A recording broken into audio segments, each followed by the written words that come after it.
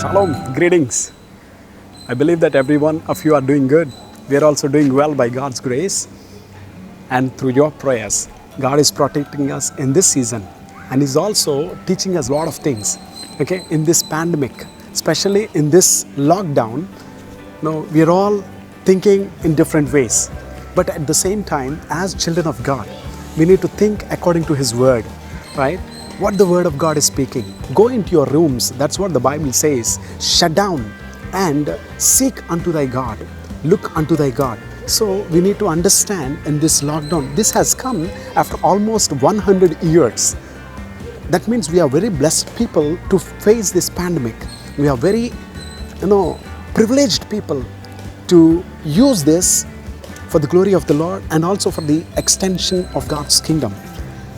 And also what I want to tell you is, in this pandemic, in this lockdown, God wants to teach something for us. We need to know what He's really wanting to teach us, what He's really wanting to, invest into our lives. In this lockdown, people are hiding. That's good. You need to hide. You are not supposed to exposed to the virus or to anything else, but you are supposed to, hide yourself in the Word of God, hide yourself in God's presence, and you need to hide yourself in the covering of the spiritual leadership. And also, you need to hide yourself in the discipline of God. What is that God wants to train you, teach you, and also what is that God wants to, deliver you from. So if you do not know these things, you will be wasting your time. So, my dear people, try to understand. This time is given by God with a purpose.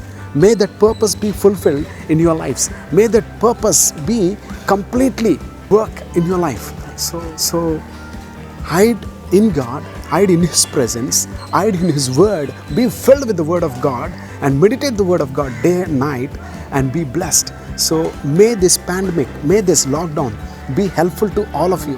We are supposed to encourage one another and we are supposed to, counsel one another. There are many people going through depression in this season, but our job is to, pray for them, and our job is to counsel them, call them, and try to know how they are doing.